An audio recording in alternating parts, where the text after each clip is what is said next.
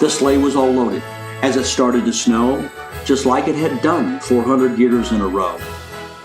And Santa was set, his trip ready to make. The last thing to do was take his hand off the brake.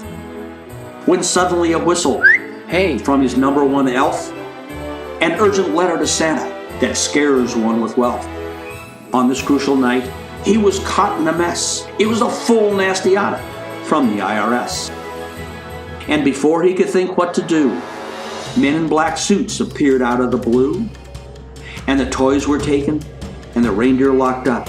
They confiscated the candy and put the sleigh on a truck. Ho, ho, ho! They must not have liked it when I paid them in snow. They've all been so naughty this year, don't you know? Then one elf discovered an online review, 12 friendly accounts. Who knew what to do?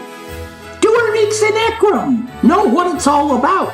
They'll crunch all your numbers and bail Santa out. They'll find all those deductions, turn red into black, get the toys released, and the sleigh back on track.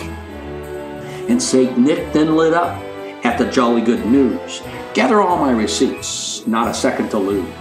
He hiked through the snowdrifts, his ledgers in tow. They filled 20 sacks and one shoebox below. Not a moment too soon did Santa arrive, as Nancy let them off early at 1:55.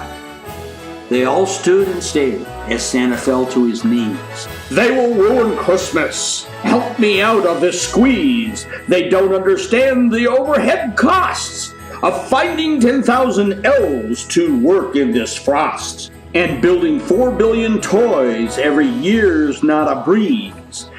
These baby Sue dolls don't grow on no trees.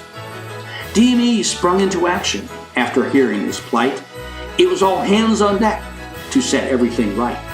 They sorted through papers to the last darn receipt, all the list he had kept reaching down to their feet.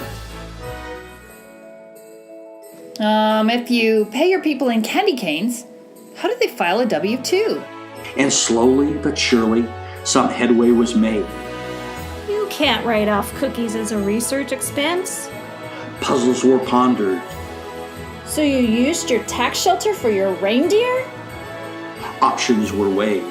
And then from the chaos of paper and doubt was a glorious answer in the form of a shout. Eureka, she yelled. I found our way out. She held up a paper that would end this bout.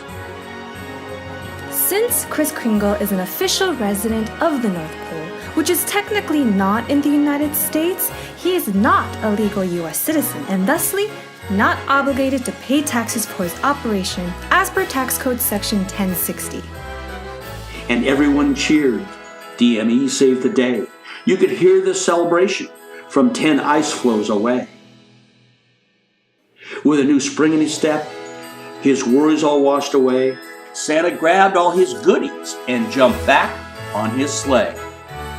He had some time to make up. You all know his goal. Deliver presents to the world. Except those IRS guys, again they'll get cold. His butt out of a sling, old Santa flew away.